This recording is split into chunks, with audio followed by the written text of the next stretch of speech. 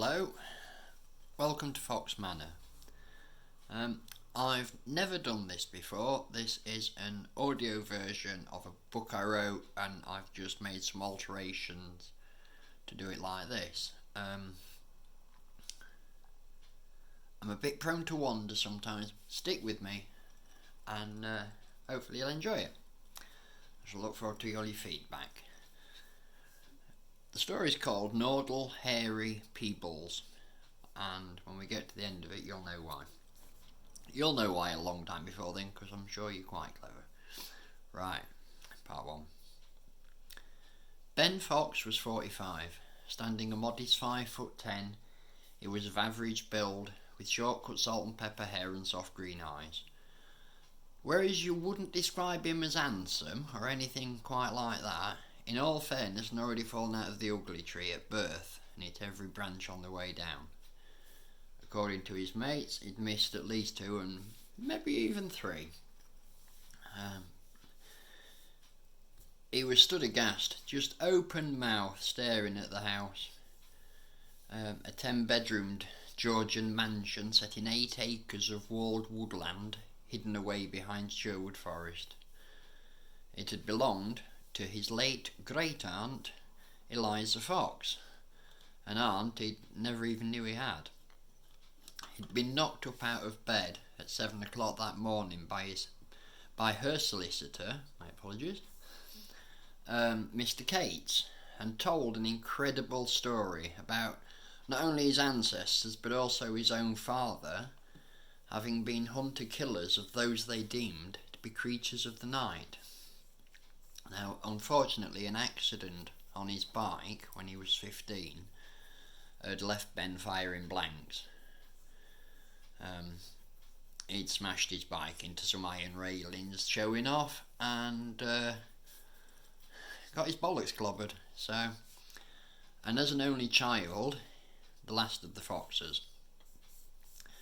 Now, having been forced to watch whilst her mother was tortured to death by one Jediah Fox 300 years ago, a vampire called Morgan de Lacy had sworn to kill every male fox until the bloodline was wiped from the earth for all time.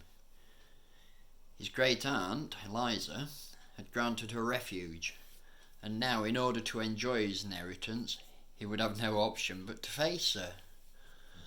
Almost as an afterthought, Mr. Cates told him his great-aunt had hired a new housekeeper for him, and she'd hired the girl based on nothing more than her social media posts and a single phone call. Now, obviously, Ben's just an ordinary dude, and he tried "I don't need one, I've managed without one so far," and all the rest of it, but it all fell on deaf ears. Apparently, Miss Angela Parker had a 2-year contract that had been fully paid up in advance, and he wasn't allowed to fire her. "Well, what's the point in hiring her if I'm going to be killed the minute Morgan knows I'm here?" he asked, as the old solicitor climbed back into his vintage Rolls Royce, about a 1938 model, I believe. Very nice. He smiled. "Mr. Lacey will have known we were here 5 minutes before we arrived, Mr. Fox. Good luck. Oh, if you do happen to live long enough to need anything, you have my number," Mr. Cates said casually, and then, before Ben could say anything, he drove off. Ben returned to his own car and took out a small soundbar and his phone, and then, after spending another couple of minutes gazing at the manor house, he climbed the stone steps and unlocked the large, heavy oak front door. Jesus, the entrance hall was bigger than his rented 2-bedroomed house. It had whitewashed walls with sunken in golden oak beams, and a matching golden oak staircase. A huge crystal chandelier hung down from a domed ceiling, and the black granite floor shone like new. "Oh, wow," he gasped, gazing around.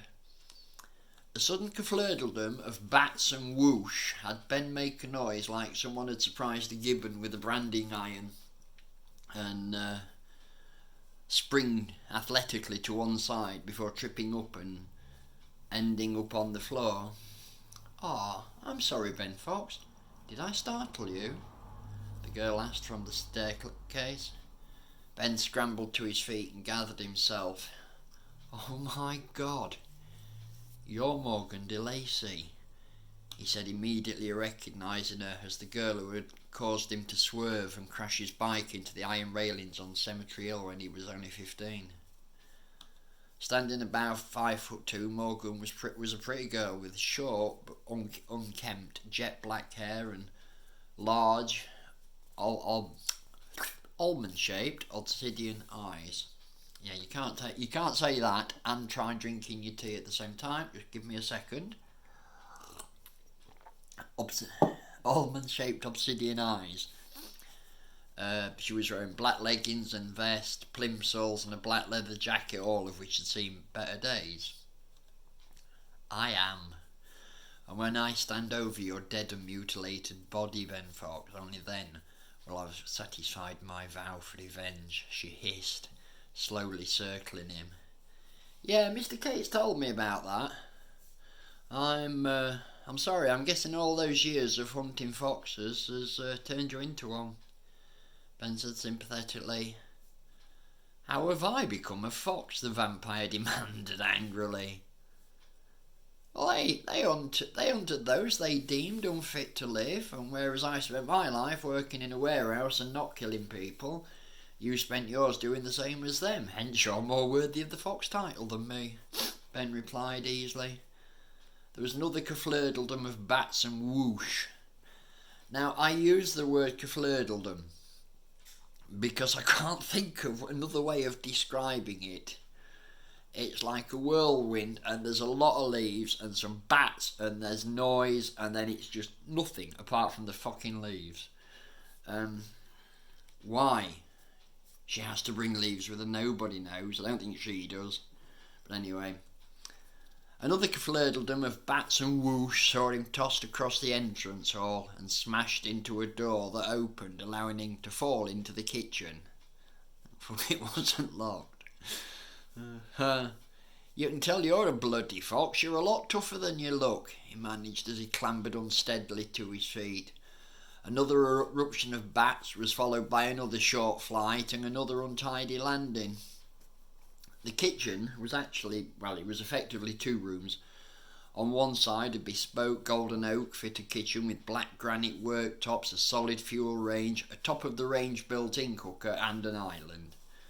The other side, a large horseshoe-shaped leather sofa, made the most of a large stone-built open fire, which had a log fire burning beautifully.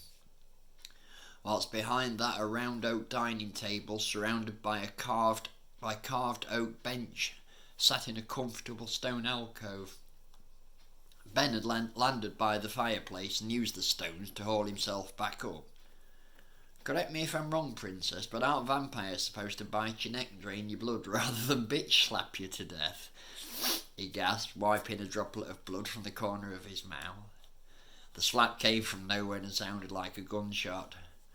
Rather than do the elegant take-off and unpleasant landing thing again, like the vampire had expected him to, Ben's head snapped to one side and he took 2 steps back before stopping and shaking his head and looking at her.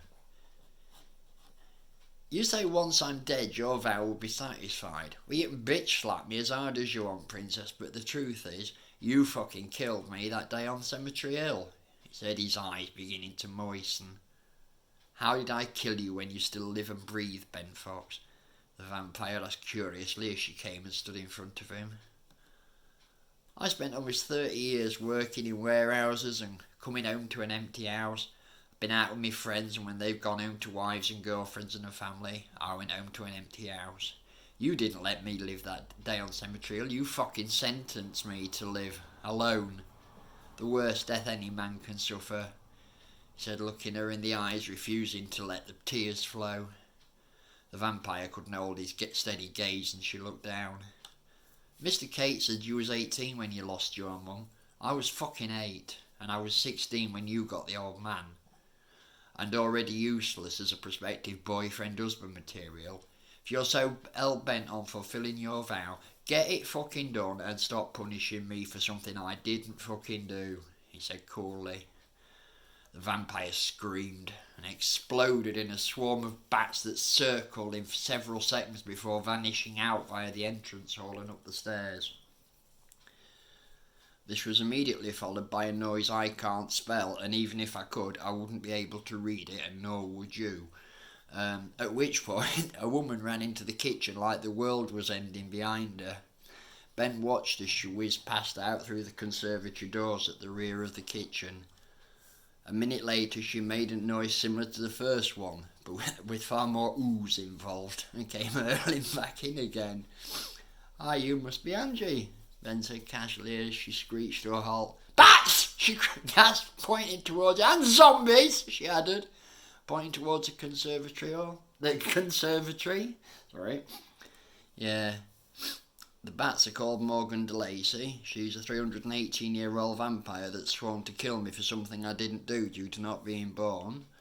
The zombies I haven't had the pleasure of meeting yet. And I'm Ben Fox. Welcome to Fox Manor, Angel," he said, grinning and offering her his right hand.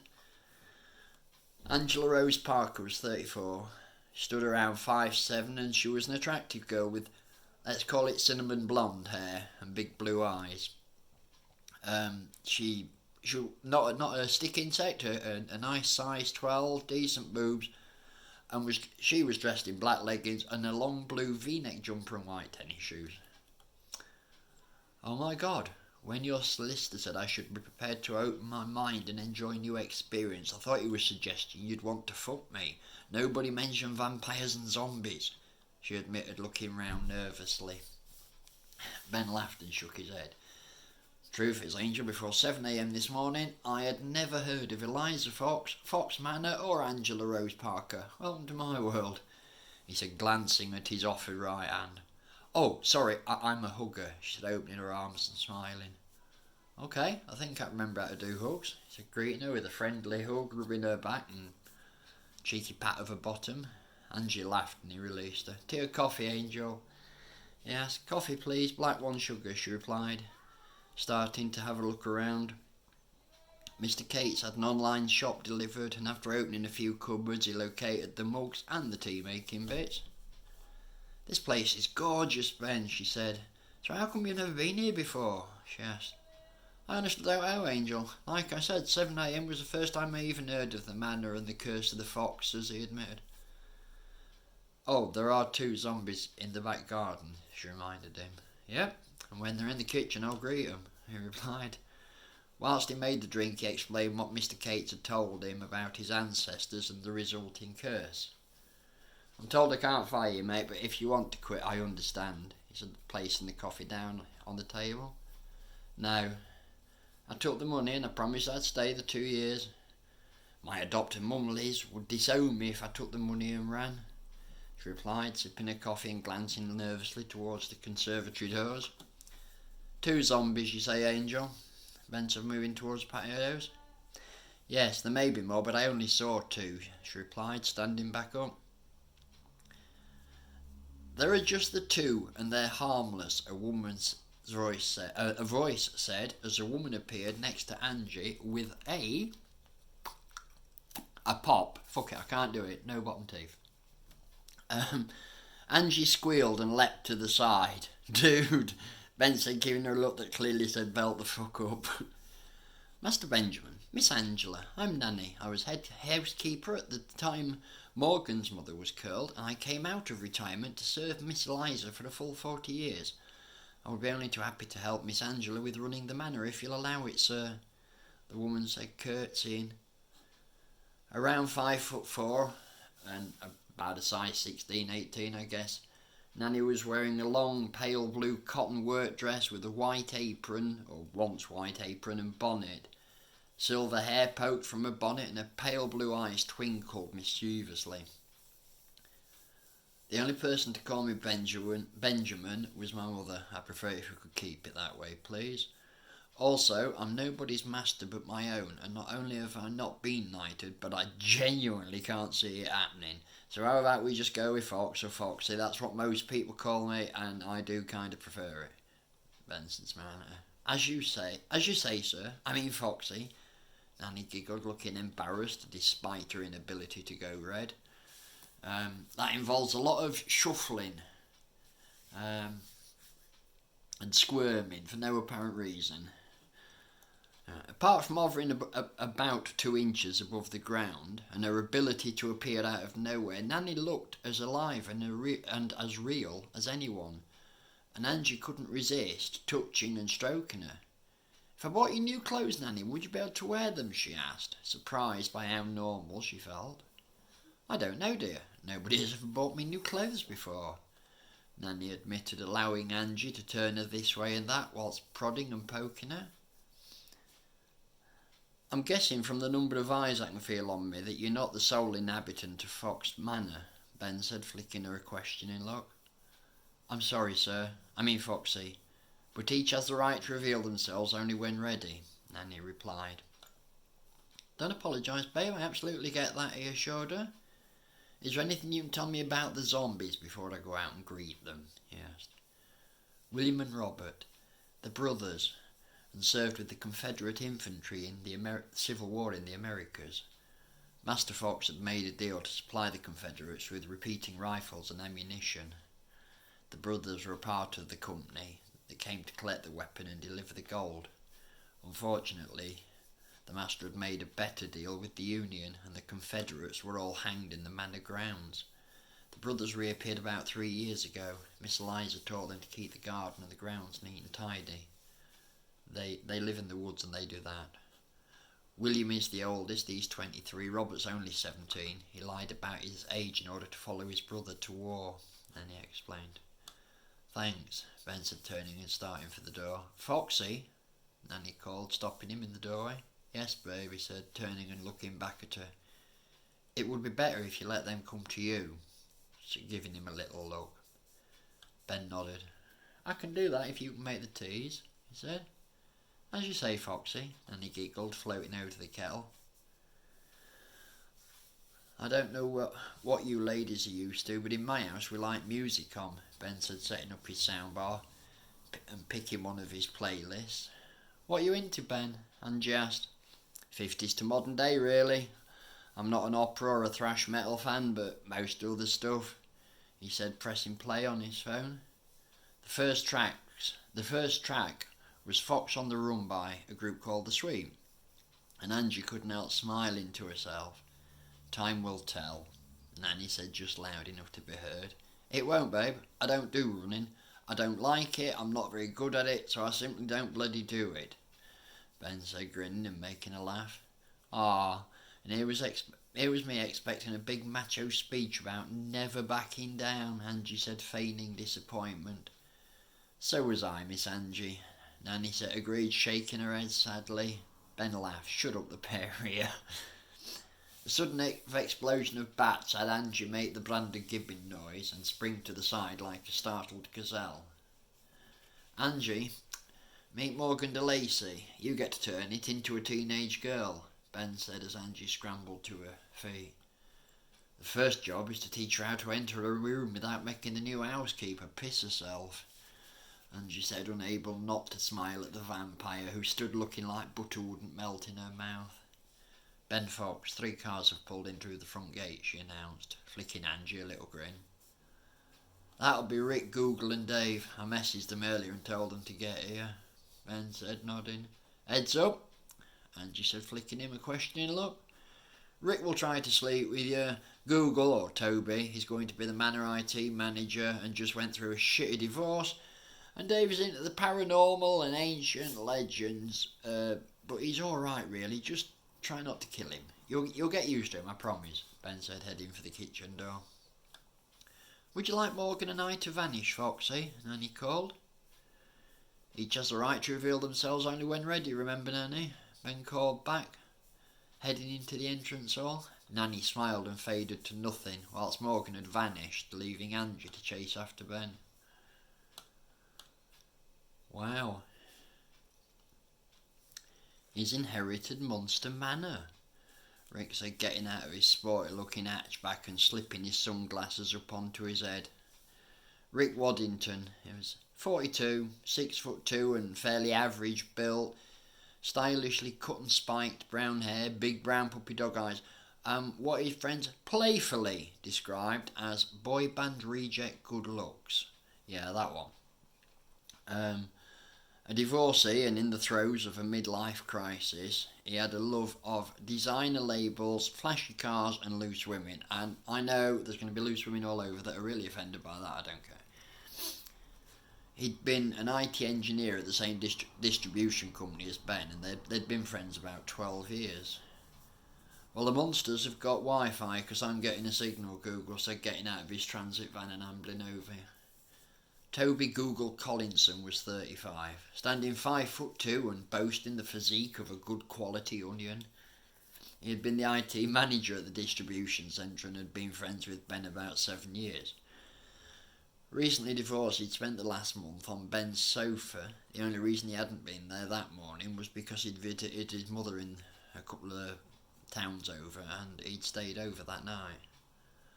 Looks more like the Hammer House of Horror, Dave grumbled, getting out of his mini and scowling. Dave Dadden was 45 and had known Ben since they were at secondary school.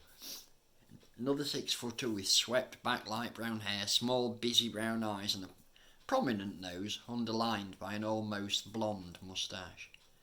Give over, man, it's beautiful, Toby said, looking at the house. It'll be haunted to the bloody rafters, Dave said, still pulling an unpleasant face. Probably. Look on the bright side, Dave. I'll give you more people to moan at, Rick said, starting up the steps. You're not funny, Dave tossed back. And I bet there's a werewolf, he added. Rick and Google looked at him. Aye, you give me all the provocative looks you like. You know as well as I do. A house like this, there's always a werewolf lurking about, Dave said straight-faced. I can honestly say that's the first time I've been accused of being provocative. That's made my day, Google said brightly.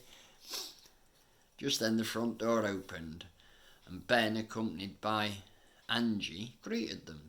Right, boys, this is Angie. She's my new housekeeper, and like me, she's not long since landed, so be gentle with her, Ben said brightly. Rick greeted Angie with a hug, a kiss on the cheek, and a crafty squeeze of her bum. Google surprised by doing the same, and Dave settled for a far more formal handshake. Have you encountered the werewolf yet, Angie? Dave asked sternly. The werewolf? Angie repeated, her face managing to stretch the two words into a long and complex question. Now, I have been asked before to explain it, and it's a trick only girls can do. And there's girls out there now saying, I can't do that. You do. You can say, oh, and that can become a question. Oh, he's not a well, it don't matter. Let me read my book. It's not a question. Yes, love, the werewolf. Did you catch sight of it yet? Dave asked, a little slower and straight-faced. Angie looked at Ben for help, but saw from his smile she wasn't getting any. Okay. No, love, I've had coffee made for me by a ghost called Nanny, been made to pee myself by a vampire called Morgan, and waved in a friendly fashion at two Confederate infantry zombies called William and Robert as I ran around them, but I haven't met the man a werewolf yet, she answered honestly. Dave laughed nervously and looked at Ben. Nanny wouldn't let me to go out to play with the zombies, but yeah, what she said, Ben said, indicating with a nod towards Angie. Right, yeah, nice one, Dave mumbled, not really knowing what else he could say. Wow, dude, the entrance hall's bigger than your